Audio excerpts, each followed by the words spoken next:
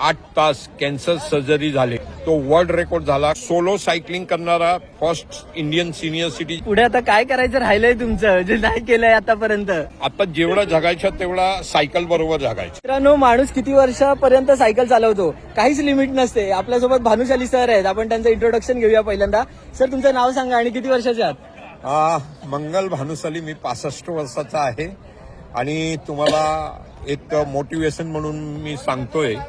माझी 4 वर्षापूर्वी 8 तास कॅन्सर सर्जरी झालेली आणि डॉक्टरनी सांगितलं होतं 3 महिने रेस्ट करा. मी 2.5 महिन्यात सायकल बाहेर काढली आणि मी पळालो. ही माझ्याकडे ट्रॅक FX1 आहे आणि ही मी बाईक घेतलेली 8 वर्षापूर्वी.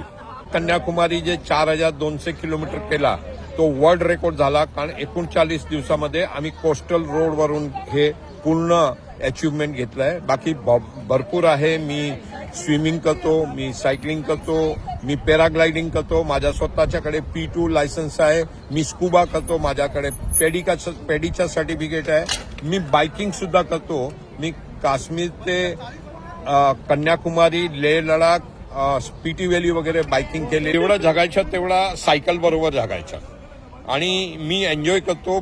भौतिक जगातला कुठलाही माणूस असा एन्जॉयमेंट करत नसेल.